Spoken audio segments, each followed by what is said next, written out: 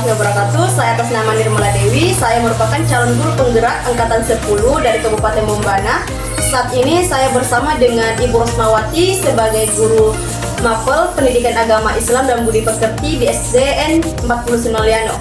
Pada hari ini saya akan melakukan proses atau tahapan pra-observasi. Baik, Assalamualaikum warahmatullahi wabarakatuh, Bu Rosma. Waalaikumsalam warahmatullahi wabarakatuh. Bagaimana kabarnya, Bu? Alhamdulillah baik. Ibu sendiri bagaimana? Alhamdulillah, Bu, saya juga baik ya.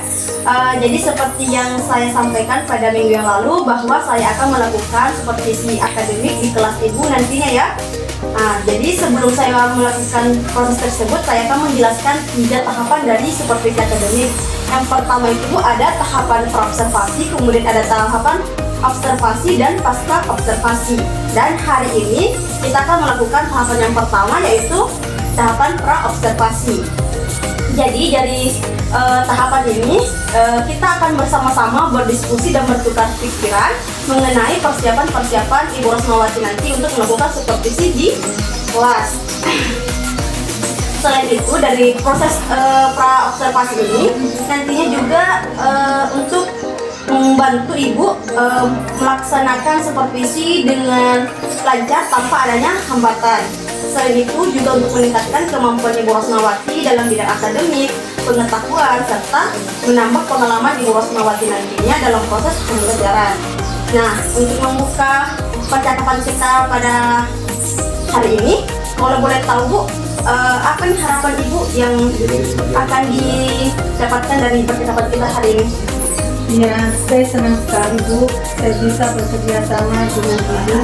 Saya juga senang disupervisi untuk meningkatkan kompetensi saya bagaimana proses pembelajaran di kelas. Dan saya ingin berdiskusi sama Ibu mengenai rencana pelaksanaan pembelajaran akan saya lakukan. Oke, baik Bu. Jadi hari ini kita berdiskusi terkait persiapan Ibu Rosmawati dalam pelaksanaan supervisi nantinya ya. Nah, kalau boleh saya tahu nih Bu, Ibu Rosmawati akan menyampaikan materi apa nanti? Kami akan belajar tentang materi mengenal nama Allah dan kitabnya. Jadi nanti kami akan belajar tentang Asmaul Husna, Al-Qawiyum, Al-Qayyum, Al-Muhyi, Al-Mumit, dan Al-Ba'is. Baik Bu, jadi terkait dari materi tentang Asmaul Husna, Al-Qawiyum, Al-Qayyum, Al-Muhyi, dan Al-Mumit, dan Al-Ba'is ini pastinya ada tujuan pembelajaran yang akan dicapai oleh peserta didik. Nah, kira-kira apa sih tujuan pembelajaran ini nanti? Berdasarkan rancangan pembelajaran yang saya buat, ada 3 tujuan pembelajaran yang akan saya capai pada pembelajaran kali ini, yaitu yang pertama, melalui kegiatan diskusi dan permainan mencocokkan kartu. Peserta didik dapat menjelaskan makna Asmaul Husna, Al-Qawiyun, Al-Qayyum, Al-Muhyi, Al-Mumit, dan Al-Ba'is dengan benar.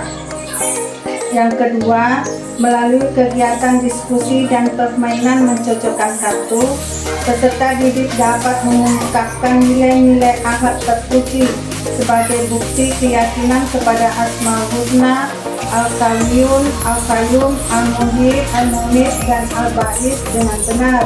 Kemudian yang terakhir, melalui kegiatan membuat kaligrafi, peserta didik mampu membuat tulisan indah Asmaul Husna, Al-Qawiyun, Al-Qayyum, Al-Muhyi, Al-Mumit, dan Al-Ba'is dengan benar. Baik Bu, luar biasa sekali ya. Nanti dari tujuan pembelajaran yang Ibu ingin capai, apa nih area yang ingin dikembangkan oleh Ibu?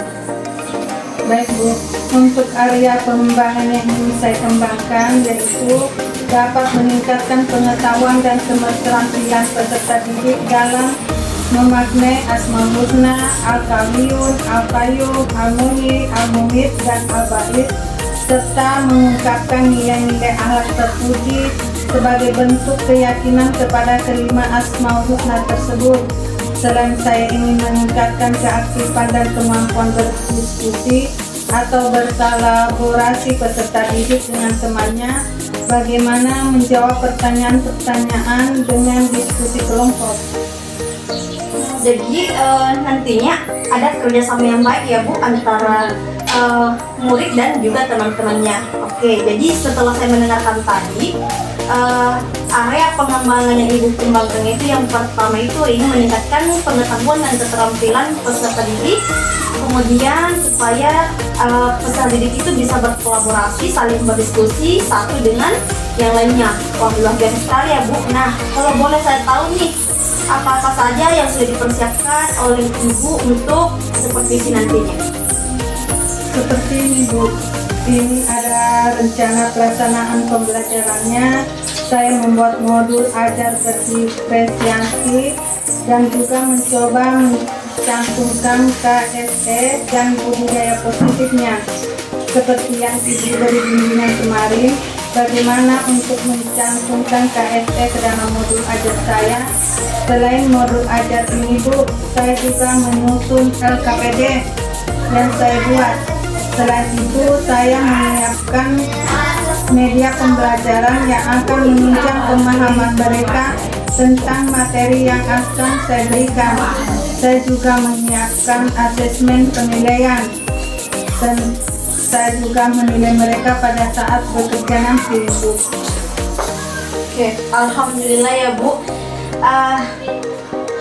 Nah selanjutnya Bu, saya ingin tahu nih strategi apa yang Ibu gunakan di modul ajar ini untuk pembelajaran nantinya.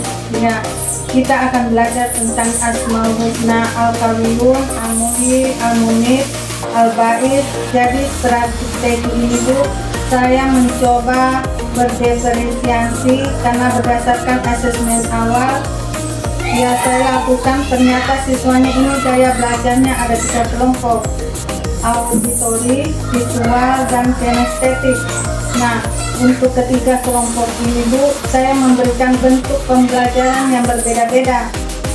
Misalnya secara visual mereka akan belajar membaca atau literasi dan mengamati gambar-gambar atau kartu-kartu. Untuk kelompok auditori, saya akan memberikan penjelasan secara langsung kepada mereka. Dan yang ketiga untuk kelompok kinestetik, karena mereka aktif Bu, yang luar biasa, jadi mereka akan melakukan suatu game mencocokkan kartu sesuai dengan pasangan yang benar. Oh, baik ya Bu. Jadi Ibu sudah menggunakan pembelajaran berdiferensiasi dengan gaya belajar murid yang berbeda-beda atau gaya belajar siswa yang berbeda-beda. Luar biasa sekali ya Bu rasanya. Saya tidak sabar lagi nih ingin melihat Ibu membawakan pembelajaran tersebut. Nah, setelah mendengar persiapan-persiapan yang Ibu siapkan tadi, mulai dari strategi pembelajaran, media pembelajaran, dan juga LKPD-nya, jadi kapan nih Ibu akan melaksanakan proses pembelajaran tersebut? Dari rencana pembelajaran yang sudah saya buat ini Bu, mungkin hari Rabu besok melakukan pembelajaran tersebut. Oke, jadi besok ya Bu, saya akan datang ke kelas Ibu untuk melakukan supervisi di kelas. Nah, di situ saya akan melihat hal-hal apa saja yang terjadi dalam kelas Ibu. Kemudian setelah melakukan kegiatan pembelajaran, kita akan bertemu kembali lagi ya Bu untuk melakukan percakapan pasca observasi. Nah, sebelum kita akhiri percakapan kita hari ini, saya ingin bertanya lagi Bu, kira-kira apa yang Ibu dapatkan dari hasil percakapan kita kali ini? Saya mendapatkan gambaran untuk pembelajaran saya besok seperti modul ajar, strategi pembelajaran, dan juga media pembelajaran yang akan saya tampilkan untuk pembelajaran besok. Oke, baik Bu, terima kasih ya Bu atas waktunya dan sudah bersedia untuk berbincang-bincang dengan saya di tahap pra-observasi ini. Sampai bertemu di kegiatan observasi kelas besok Bu. Assalamualaikum warahmatullahi wabarakatuh. Waalaikumsalam warahmatullahi wabarakatuh.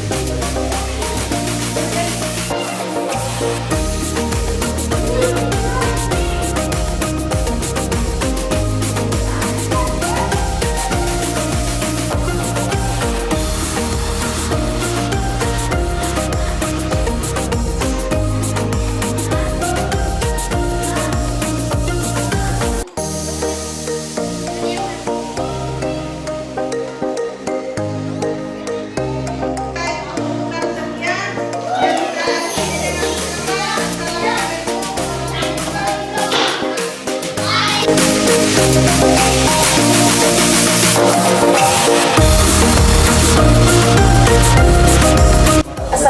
warahmatullahi wabarakatuh, Ibu Rosmah. Waalaikumsalam warahmatullahi taala wabarakatuh. Bagaimana kabarnya Bu hari ini? Alhamdulillah baik. Bagaimana dengan Ibu sendiri? Alhamdulillah baik ya Bu. Jadi kemarin kita sudah melakukan tahap pra-observasi dan juga tadi sudah melakukan atau melaksanakan observasi di dalam kelas. Nah, jadi di akhir tahapan supervisi akademik ini ada namanya pasca observasi ya Bu, yang akan kita laksanakan sekarang. Nah, sebelumnya Bu, di tahap pasca observasi ini saya akan memberikan pertanyaan-pertanyaan kepada Ibu Rosmah terkait dengan jalannya observasi atau pembelajaran di kelas yang sudah Ibu lakukan, di mana tujuannya untuk mengevaluasi sejauh mana proses pembelajaran yang Ibu lakukan. Nah, untuk pertanyaan pertama Bu, bagaimana perasaan Ibu terkait dengan kegiatan observasi kelas yang sudah berlangsung tadi? Iya Bu, perasaan saya saat di supervisi saya merasa tegang. Namun juga senang Bu, karena dengan supervisi ini saya dapat membantu saya nanti untuk meningkatkan kompetensi saya sebagai guru. Dan alhamdulillah supervisi ini berjalan dengan baik. Baik ya Bu, alhamdulillah ya sudah berjalan dengan baik. Nah, jadi Ibu bisa Bu ceritakan kembali coba area yang dikembangkan di dalam kelas, kemudian langkah-langkah apa saja dalam proses pembelajaran yang telah Ibu lakukan.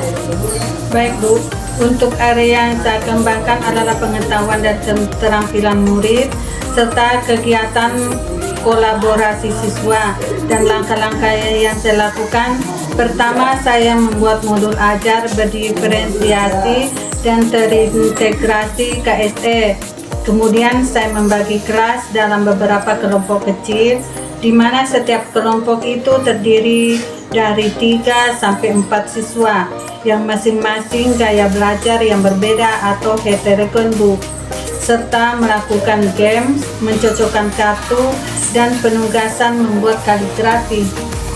Baik ya Bu, jadi area pengembangannya tadi itu adalah meningkatkan pengetahuan dan juga keterampilan murid, kemudian meningkatkan juga kegiatan kolaborasi antar murid ya Bu atau siswa. Kemudian adalah pun langkah-langkah yang Ibu lakukan tadi membuat modul ajar yang berdiferensiasi dengan terintegrasi KSE, kemudian juga melakukan games atau mencocokkan kartu, kemudian membuat kaligrafi ya Bu. Nah, sekarang saya mau bertanya lagi nih Bu, menurut Ibu sejauh mana area perkembangan yang sudah Ibu sampaikan tadi sudah berhasil dilaksanakan sesuai harapan Ibu atau tidak? Menurut saya sudah berjalan baik Bu, namun sedikit banyaknya masih ada kekurangan Bu. Alhamdulillah ya Bu, sudah berjalan dengan baik walau masih ada kekurangan. Nah, menurut Ibu kendala apa saja yang Ibu hadapi saat melakukan proses pembelajaran tadi? Kendala yang saya hadapi adalah saat proses pembelajaran Bu, yaitu masih ada siswa yang kurang aktif dalam kelompoknya dan juga sulit dalam manajemen waktunya Bu. Enggak. Kalau boleh tahu nih Bu, kendala yang Ibu hadapi tadi itu masih ada siswa yang kurang aktif, kemudian sulitnya dalam manajemen waktu. Kira-kira mengapa hal itu bisa terjadi? Begini Bu, anak yang kurang aktif itu alasannya tadi saya tanya ke siswanya, ternyata dia sarapan pagi sehingga mengganggu konsentrasi belajarnya. Dan manajemen waktu juga sangat sulit bagi saya karena tidak terasa sudah waktu istirahat padahal pembelajaran belum selesai karena siswa mengerjakan tugas cukup memakan waktu yang lama Bu.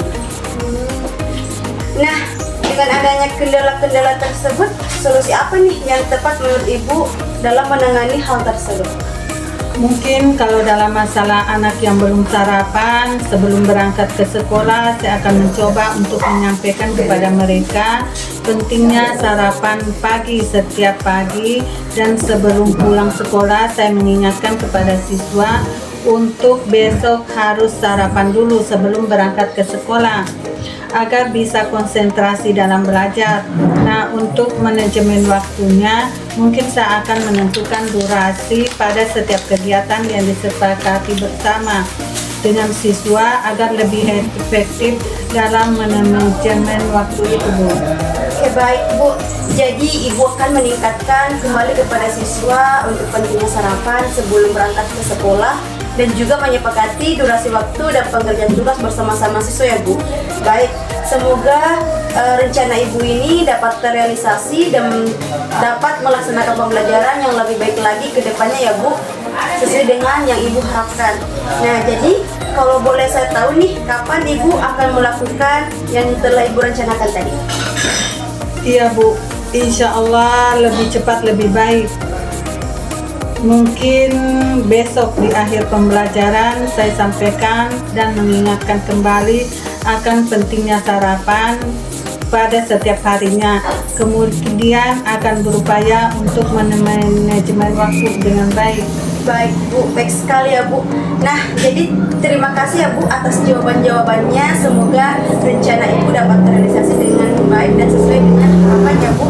Akhirnya rangkaian kegiatan supervisi akademik kita hari ini sudah selesai ya Bu. Kita sudah melakukan tahapan praobservasi, kemudian observasi dan juga pasca observasi. Jadi saya ucapkan terima kasih ya Bu atas kesempatan atau yang diberikan kepada saya.